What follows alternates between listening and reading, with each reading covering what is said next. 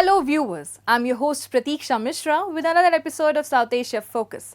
Let's begin the show. India's relationship with the Middle East has evolved into a vibrant partnership of increasing importance over the years. Built on strong historical, economic and cultural connections, this relationship has expanded to include strategic collaborations that reflect common interest. Among the Middle Eastern countries, Qatar has become a crucial partner, playing a significant role in strengthening India's energy security and deepening economic and political ties within the Gulf region. Take a look. India's relationship with the Middle East has grown into a dynamic, multifaceted partnership rooted in historical, economic and cultural ties. The region's strategic importance stems from its proximity, vast energy resources and expanding trade links. A key milestone was the state visit of Qatar's Emir Sheikh Tamim bin Hamad Al Thani to India. Accompanied by a high-level delegation, his visit reinforced bilateral cooperation across various sectors. During talks in New Delhi, Prime Minister Narendra Modi and the Emir exchanged agreements emphasizing strong trade ties, deep people-to-people connections and a shared commitment to strengthening their partnership. I think it's one of the most growing relation between two countries, especially if we take the Gulf country in general and India and Qatar in particular, because of Qatar is a tiny Arab state, but yet it is playing a major role in the energy sectors. And I think there where India needed the most is the energy sector, and that will help India in building its strategy of the energy, what we call energy security. On the sidelines of the Emir of Qatar's visit to India, the India-Qatar Joint Business Forum was held, highlighting the immense potential for collaboration between the two nations. The forum focused on fostering innovation and shaping future industries, reinforcing their commitment to strengthening economic ties and exploring new avenues of partnership. I think Qatar and India enjoyed a long partnership for many years. You know, the world today is changing dramatically in terms of trade and business, the apply of technology and AI. We are continue investing in petrochemical and oil and gas in Qatar, but also we are growing and focusing on growing the non-oil and gas business, where I think with India we can team up. The India-Qatar Joint Business Forum underscored the partnership's key role in strengthening Middle East-India ties with a vision of integrating the Middle East-Europe corridor. Both nations aim to double trade to $28 billion in 5 years and are exploring a free trade agreement. India and the Gulf Cooperation Council, we are at this moment negotiating about having a free trade agreement. As far as Qatar is concerned, both sides are exploring the possibility of signing a free trade agreement in future, and that was one of the discussions that took place in this round of talks. I think this is one of the ambitious plans. That is what India has been floating around with the United States and the Gulf, UAE and Saudi Arabia. It is a good plan. India is looking also pipelines for north-south connection corridors. The connectivity to Europe and reducing the days of the spending on the freight with the increased pressure and insecurity in the Red Sea. This can be an alternative, and I think should be utilized, should be addressed by all the parties concerned. India's ties with the Middle East have strengthened, driven by economic, strategic and cultural links, with Qatar and the UAE playing key roles in its Gulf strategy. The recent visit of Abu Dhabi's Crown Prince Sheikh Khalid bin Mohammed to New Delhi highlighted this growing alliance, resulting in key agreements in oil, LNG and nuclear energy. Amid shifting geopolitics, India's rising influence in the region is evident, fostering strong, mutually beneficial partnerships through shared economic goals, diplomacy and cultural exchanges.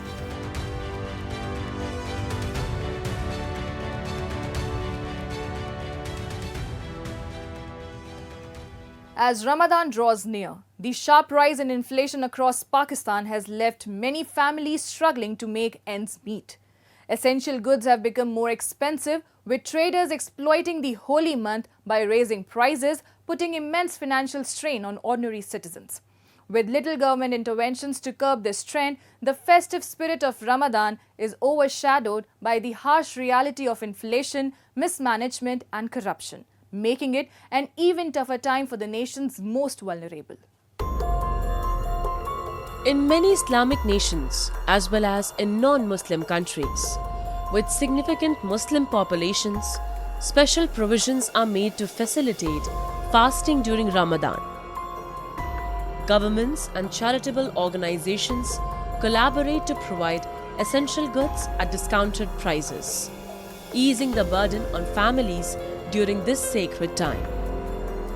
However, the situation in Pakistan is markedly different. As Ramadan approaches, Pakistan is grappling with a sharp rise in inflation, driving up the cost of essential commodities and making it increasingly difficult for ordinary citizens to make ends meet. Instead of offering relief to the public during this holy month, traders, particularly in major cities like Karachi, are significantly raising prices. This has sparked widespread frustration and financial strain among the population, making the spirit of Ramadan harder to embrace. दुनिया में Christian Europe में हिंदू बरादरी भी India में पैसे कम करती है और यहाँ के ताजिर लोगों को लूटने के लिए महंगाई की इंतहा पर चले जाते हैं। ताजिर बरादरी जो है वो मुल्क को चाटने में पाकिस्तान के सियासतदानों की तरह इन्वॉल्व है। वो मुल्क को खा रहे हैं, जैसे सियासतदान जो है ना अपने खर्चे पूरे करने के लिए पब्लिक पर बोझ डालते हैं।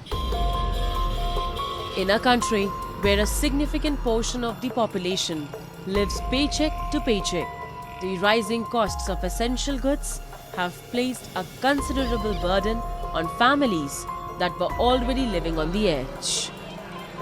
For many, even meeting their basic transportation needs has become an overwhelming challenge. What makes the situation even more dire is the growing inability to afford essential festive items for the holy month, such as special foods, new clothes, or even basic gifts. Pakistani हम जो ना 2 number के मुसलमान हैं। जब भी महंगाई या ऐसे त्योहारों का मौका आता है तो ये चीज़ें ना आसमान तक चढ़ा देते हैं। हम चाहते हैं कि चीज़ें सस्तियाँ हो जाए ताकि गरीब भी जो ना इस मुक़द्दस महीने में आराम से रोज़े रख सके और उसको रिलीफ मिल सके। तो हर कोई अपने बचत के चक्कर में लगा हुआ है। महंगाई तो वैसे ही इस टाइम आसमान पे है और जब रमज़ान आ जाएगा तो और चीज़ें फिर महंगी आ जाएगी। आपको तो पता है, वरना रमज़ान में स्पेशल इनको पैकेजेस देने चाहिए बीइंग अ मुस्लिम कंट्री के हवाले से, मगर यहाँ पे चीज़ें और ज़्यादा डबल हो जाती हैं। भाई अल्लाह खैर करे बस। The situation in Pakistan is a reflection of deeper issues that have plagued the country for years: rampant inflation, mismanagement, and corruption. With little intervention from the government to control prices, people are left to fend for themselves, traveling long distances or going without the festive items that once symbolized this holy month. As the government continues to grapple with economic instability and corruption, the question remains: how long will the common people continue to bear the weight of this crisis? For now, it seems that Ramadan in Pakistan is marked not by the spirit of giving, but by a painful reminder of the ongoing struggles faced by its citizens. Time now for Asia This Week, the stories from across the continent. Renowned Thai influencer Pancake, who has 2.9 million followers worldwide, visited Fukushima to embrace the winter season alongside 20 Thai tourists. Their goal was to explore new experiences, savor local cuisine, and immerse themselves in traditional culture.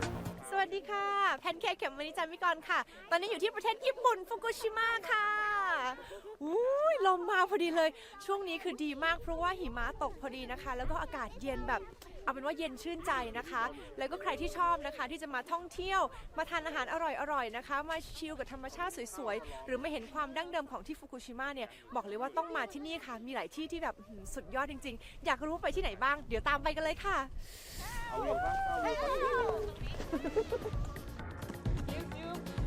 One of the trip's highlights was visiting Aochi-juku, a historic Edo-era village. Pancake and the Thai tourists enjoyed a unique tradition, eating soba noodles with a green onion instead of chopsticks, symbolizing eternal family prosperity. Upon arrival, they were greeted by heavy snowfall. Known for its powder-fine snow, Fukushima is perfect for skiing, snowboarding, and snow sliding, a thrilling first-time experience for the group. At a local strawberry farm, they sampled 12 varieties of strawberries, each with a distinct flavor. Open year around, the farm offers visitors a chance to enjoy fresh fruit picking. Pancake promised to return back to Fukushima, while her fellow travelers eagerly anticipated skiing next winter. With its breathtaking landscapes, rich culture, and warm hospitality, Fukushima continues to captivate visitors worldwide. Since the Great East Japan earthquake in March 2011, Fukushima has made a remarkable recovery, reclaiming its status as a popular tourist destination and attracting visitors from around the world. Recently, Vietnamese influencer Khoi Lang Thang explored Fukushima to showcase its winter beauty. Hi, chào mọi người, mình là Khoai Lang Thang và hôm nay Khoai đang ở Nhật Bản ở Fukushima và mọi người có thể nhìn thấy mùa đông ở nơi đây tuyết rơi trắng xóa và rất dày luôn. Và hôm nay Khoai nghĩ là Khoai sẽ có rất nhiều hoạt động, mình có thể đi bộ trong rừng, mình sẽ khám phá ẩm thực và đi ra ngoài biển nữa. Và mọi người đón chờ thử coi Khoai sẽ có những hoạt động gì ở nơi đây nha. The Vietnamese influencer experienced snowshoe trekking through 1.3 meters of snow, an exceptional sight as such heavy snowfall returned this winter after an 8-year gap. Rather than finding it difficult, he described the experience as thrilling and enjoyable. At the samurai residence, visitors can immerse themselves in a way of the samurai, gaining insight into their lifestyle and philosophy. Surugajo Castle attracts numerous foreign visitors, offering a unique opportunity to connect with the culture of samurai warriors. Every spring, the Soma region hosts a historic samurai battle reenactment where participants don traditional armor and ride horses. Karazuzaki Beachfront Park serves as a training ground for mastering horseback riding and control, allowing participants to embrace the samurai spirit. The tradition of grilling stewed seafood over a charcoal fire in the Matsuka-Wara region had faded after the 2011 earthquake. However, thanks to dedicated volunteers, it was revived a decade later. The young Vietnamese influencer was captivated by Fukushima's winter beauty. His experience further fueled his enthusiasm, inspiring him to engage more frequently and passionately with his 2 million followers.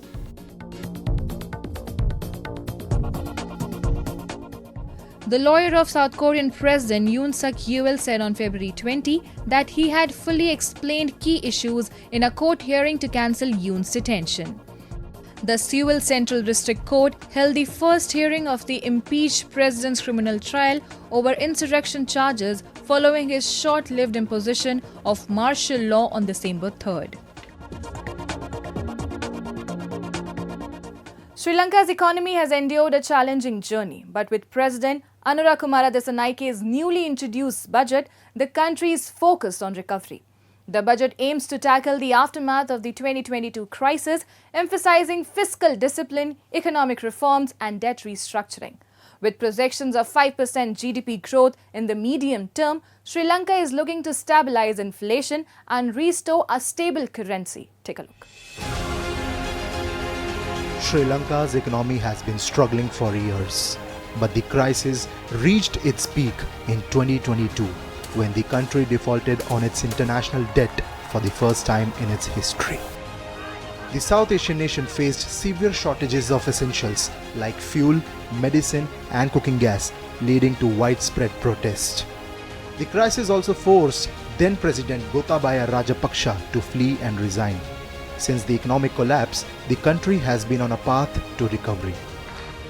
In a major move to rebuild and stabilize the nation's economy, Sri Lanka's President Anura Kumara Dissanayake introduced a budget on February 17, focused on transforming the country's crisis-hit economy and preparing for debt repayments starting from 2028. In a nearly 3-hour speech to Parliament, Dissanayake pledged reforms that largely aligned with the conditions set out in a $2.9 billion IMF bailout. මෙවර අයවැය සකස් කර තිබෙන්නේ බොහෝ සීමාවන්ට යටත්ව 2022 වසරේ සිට අපි අත්විඳින ආර්ථික අර්බුදයේ බරපතලකම ගැන අප අමතක නොකළ යුතුයි. බොහෝ රටවල් ශ්‍රීත්වයේ ණය පැහැරහැරීමෙන් අනතුරුව අහිමි දශකයක් ලෙස හඳුන්වනු ලබන කාලයක් ඔස්සේ ගමන් කොට තිබෙනවා. ණය අර්බුදයට පත් වුණාම, ණය ගෙවා ගන්න බැරි වුණාම, රට බංකොලොත් බවට පත් වුණාම බොහෝ රටවල් ඒ රාජ්‍යයට අහිමි දශකයක් ගත කොට තිබෙනවා. දශකයක කාලයක් තමන්ගේ සියල්ල නැවත ප්‍රතිස්ථාපනය කිරීම සඳහා සැලකිලි කාලයක් ගත වී තිබෙනවා. කෙසේ වුවත් මේ වන විට අපි යම් ස්ථාවරයක් අත්පත් කර ගැනීමට සමත්ව තිබෙනවා. මේ ශක්තිමත්ව ස්ථාවර කර ගැනීම සඳහා අවශ්‍ය මූල්‍ය විනය, ආර්ථික දැක්ම සහ මඟ පෙන්වීම සහිතව මෙම අයවැය සකස් කොට තිබෙනවා. The left-leaning Dissanayake, who is also a finance minister, was elected last year to fix the South Asian islands nation's economy after a meltdown in 2022 that led to its first international debt default. One of Dissanayake's critical tasks was to manage Sri Lanka's debt restructuring process. This involved negotiating with country's creditors to reduce the overall debt burden and extend payment terms. The debt restructuring negotiations were complex and involved discussions with various stakeholders, including bilateral creditors such as China and India, commercial banks, and multilateral institutions like the IMF. Fortunately, Sri Lanka has also achieved success in its efforts to a large extent. Now, with the new budget, Colombo is setting a clear path toward long-term economic stability and growth with an emphasis on fiscal discipline and strategic reforms. මූර්ත දළදේශ නිෂ්පාදිතයේ වර්ධනය 5% වඩා වැඩියෙන් අපි මැදිකාලීනව අපේක්ෂා කරනවා. ආර්ථික සැපයුම් ධාරිතාව වැඩි දියුණු කිරීම සඳහා අප ගණමින් සිටින ක්‍රියාමාර්ග තුලින් මිල නිසා හටගත හැකි කම්පනය අවම කර ගැනීමටත් එමගින් අඩු සහ ස්ථාවර උද්දමනයක් තවදුරටත් පවත්වා ගැනීමටත් අපි අපේක්ෂා කරනවා. සාර්ව ආර්ථික ප්‍රතිපත්ති මාර්ගයේ විශාල ජංගම ගිණුම හිගයක් පැවති යුගයට තිත තබමින් විදේශ අංශයේ ජංගම ගිණුමෙහි ස්ථාවර ශේෂයක් අපේක්ෂා කරනවා. ඒ අනුව වෙළඳපොළ මූලධර්ම මත පදනම් වූ අපගේ විනිමය අනුපාතය තවදුරටත් ඉහළ උච්චාවචනයට ලක් නොවනු ඇත. As Sri Lanka navigates through its recovery, the successful management of inflation and external balances will play a key role in fostering a more resilient economy. If inflation is managed effectively, it will help stabilize prices for goods and services, making essential items more affordable and improving the purchasing power of the population. This, in turn, can boost consumer confidence and increase domestic demand, which is vital for economic recovery. By stabilizing inflation and improving external balances, Sri Lanka's currency is expected to be less volatile. A stable currency will not only improve business confidence but also attract foreign investment, which is crucial for long-term economic growth. The residents of Pakistan-occupied Gilgit Baltistan are facing an alarming crisis due to poor infrastructure and lack of essential services.